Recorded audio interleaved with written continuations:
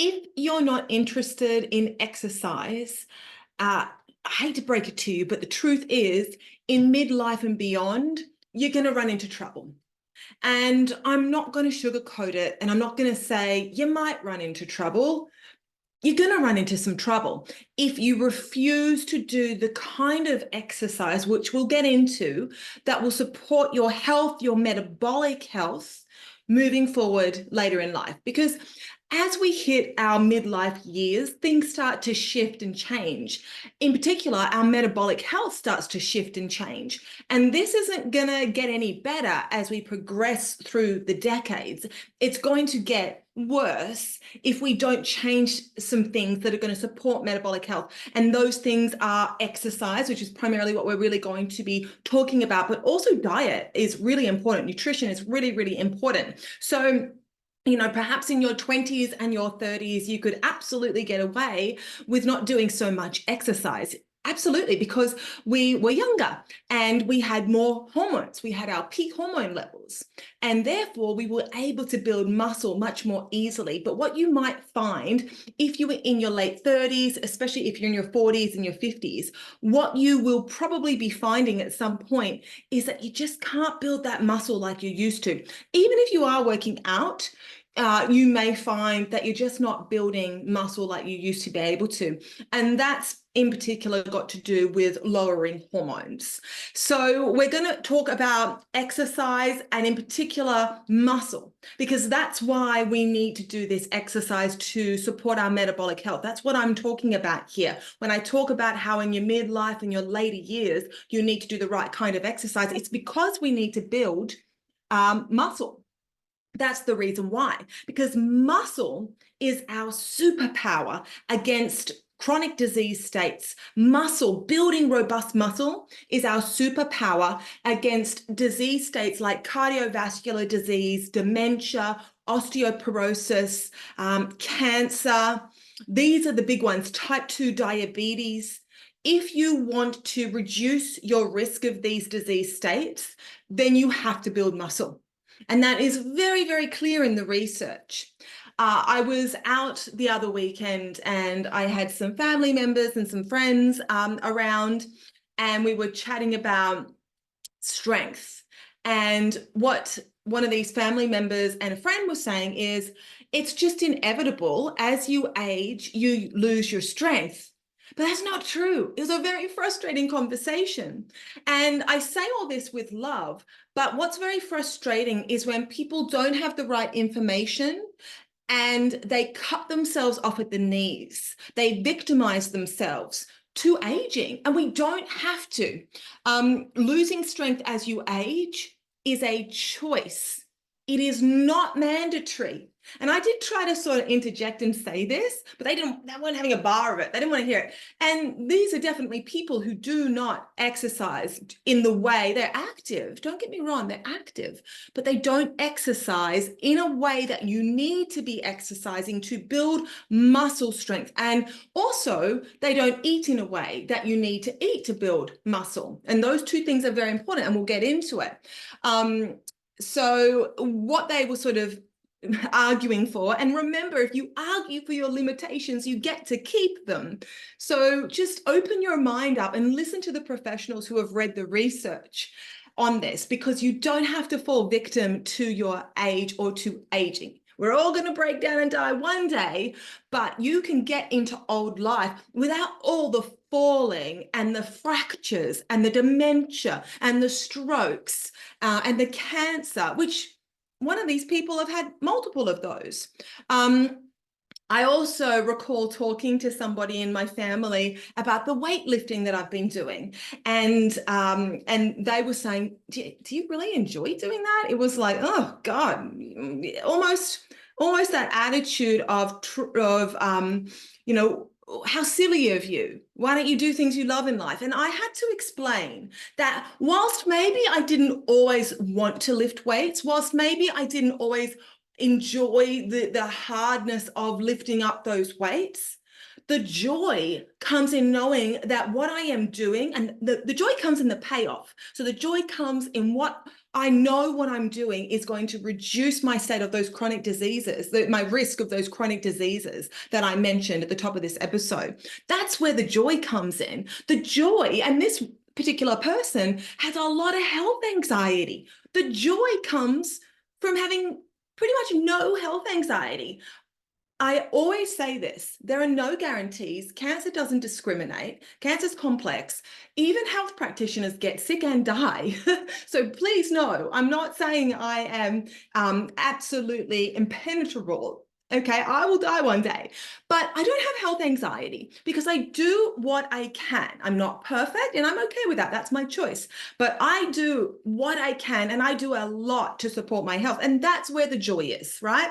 The joy is knowing that at 75, 80 years of age, I'm not going to feel weak. I'm going to be able to lift heavy things. The joy comes at 70, 80 years of age, not fearing a fall, not fearing stairs. That's where the joy comes, feeling strong, feeling confident, right? So we need to look at this a different way and not fall victim to our lack of discipline, quite frankly, because it does take discipline. But, I want to encourage you. You do have to have discipline. If you don't in all areas of life, then you're screwed, right? You're not going to be achieving the things that you probably want to achieve. So you must have discipline. And that discipline is going to grow if you get out of your own way. So I know it's hard to start exercising. I know it's hard to just take that first step, but you've got to take that first step and also reach out for help, reach out for support. That's what my team and I do. That's why we do what we do, because it is hard to go it alone. So I strength train, but I don't do it alone. I have a trainer, right? So you've got to be smart about these things and go, well, how can I get out of my own way? I need to employ some people to support me and guide me. But once you get out of your own way and make that decision that you're going to start exercising, you're going to start lifting, then it's going to get easier and easier the more that you do. And then you're going to start to enjoy it. You're going to start to love it. You're going to start to feel the strengths. And then you're good to go, right? It's making that first step that can be difficult, but just make the decision. As Nike says, just do it. Just do it. Get out of your own way, get started. Oh my gosh, you'll feel incredible for it. So why do we care about building muscle mass? And that's and so as we age, we become at risk for sarcopenia. So that's completely true. And that's because people don't do what is needed to be done to combat that sarcopenia, which is that muscle wastage, right? Along with sarcopenia, oftentimes we get osteopenia, we get we get bone loss as well. And that is also combated by the right diet and the right weight-bearing exercise, because that's what osteopenia and sarcopenia, they're a result of improper exercise and nutrition, okay?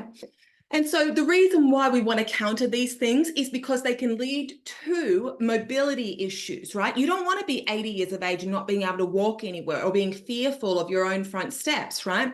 Balance issues and increased risk of fractures, which can be life-threatening in the elderly.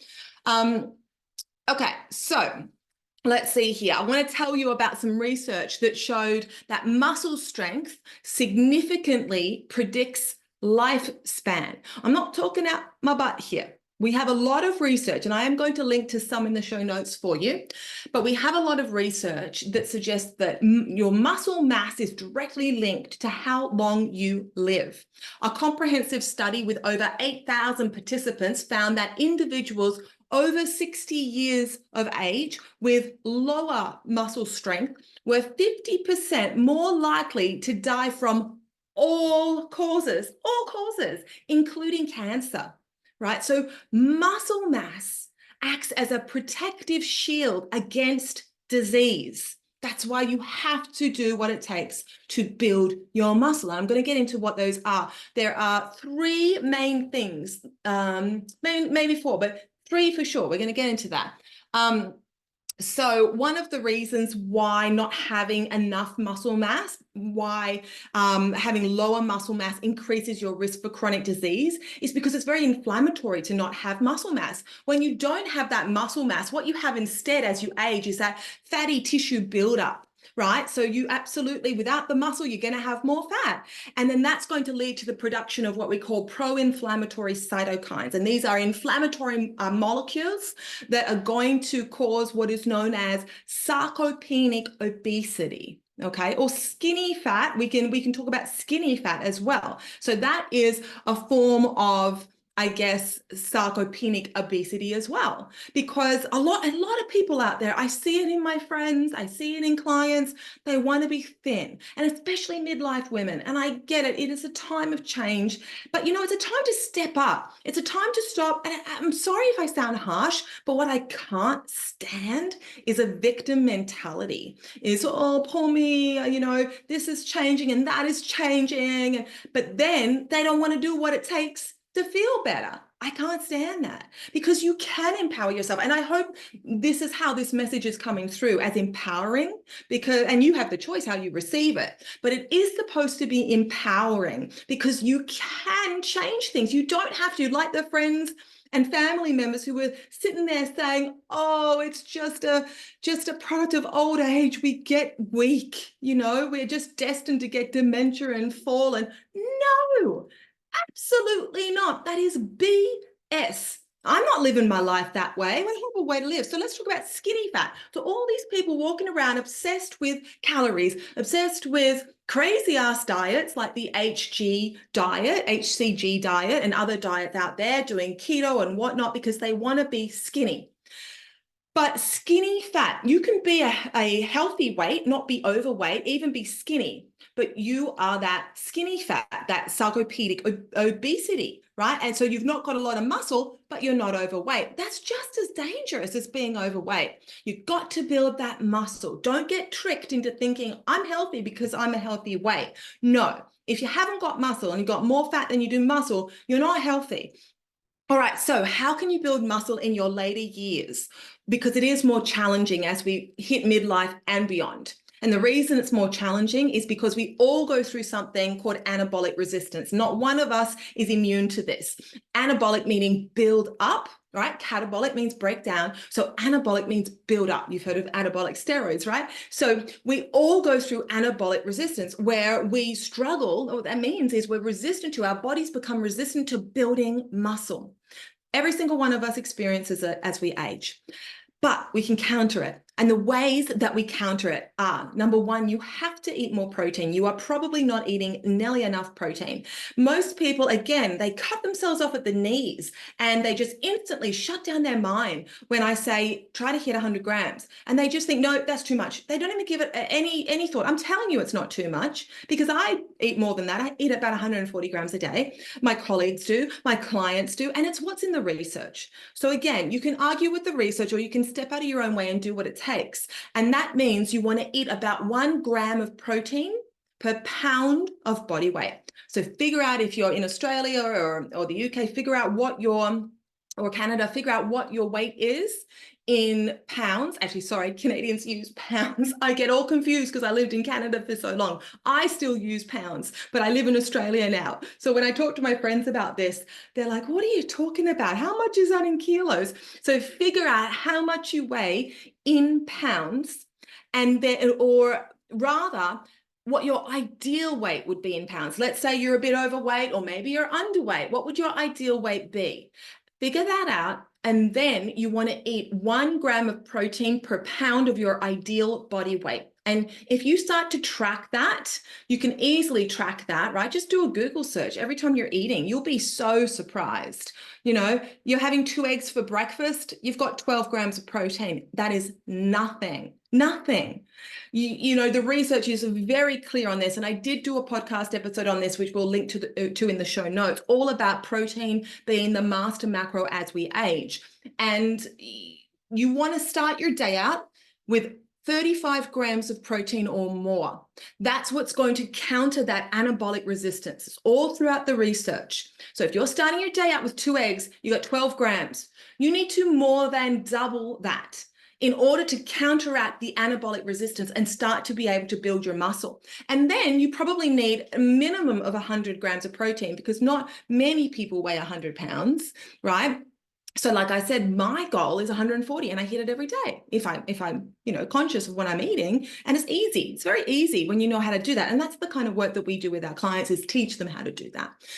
So that's number one. You have to eat more protein. You're probably not even eating half of what you need. You need to lift heavy weights for life. It's not enough just to go for a walk. It's not enough just to do some yoga. You actually need to pick up some dumbbells or go to a gym and use some machines, and you need to be doing heavy weights. And you may need a trainer to help you. And you also need to replace low hormones. You need hormone replacement therapy at some point, because one of the reasons we become anabolic resistant is because we have these low hormones. So, women, you usually start with progesterone, then you layer in that estrogen, then you layer in that testosterone. That's imperative. Okay, so we now know that building muscle is not a choice. If you care about your health and you don't want to end up with dementia or cardiovascular disease or cancer, and you want to live a long and hopefully very, very healthy, unmedicated life, then building muscle is not a choice. It's mandatory. I also want to leave you with one last thought that might inspire you to get your butt to the gym, get your butt, find a trainer. And that is this. So we've known for a while that waist circumference is a predictor of metabolic dysfunction. And remember, metabolic dysfunction means increased cancer risk, increased cardiovascular disease risk, increased type 2 diabetes risk, increased dementia, because dementia, we've known for years. I wrote a magazine article back in, I think, 2008 about dementia being known as type 3 diabetes. So if you can look at your waist circumference, and it is a predictor of your risk of these disease states. So what you want is you want a waist circumference that for women is a lot of studies will say 35 inches or less, but Dr. Tina Moore actually says 31.5 inches. And if you're above that, you're starting, that's a red flag. That's when we start to get into danger territory. So measure your waist, because if it's more than that, that means you really need to sit up and do some changes to your diet and your exercise, your lifestyle. For men, I believe it's 40 inches. So waist circumference. The other thing is you can actually just divide your height by 2, and you don't want to be over whatever that number is around your waist. Okay. Otherwise, you're probably already pre-diabetic. Okay. So again, I hope that you found this a little bit of a kick in the butt, but a motivating and empowering one. And you do have the choice as to how you choose to receive this message. And so if you shrink and become a victim and worried, that's a problem, because we need you to stand up tall, take the bulls by the horns, and say, okay, I'm going to do what it takes. I'm going to listen, and I'm going to empower myself so that I can live a healthy life for as long as that is possible for. And if you do want my help, that's what I do with clients. So you can always just reach out to me. You can come along to Instagram. I'm at Tara Thorne Health, or you can check out the show notes where you will find a link to my program, The Hormone Balance Solution. So I hope you found this inspiring. As always, make sure you subscribe to this podcast. Please make sure you share it with your friends and family members. It's such important information that we get out there. And if you are listening, always take a screenshot, tag me on Instagram, and I will repost you. I love to see which episodes you are listening to. Thanks for listening, and we'll speak soon. Bye for now.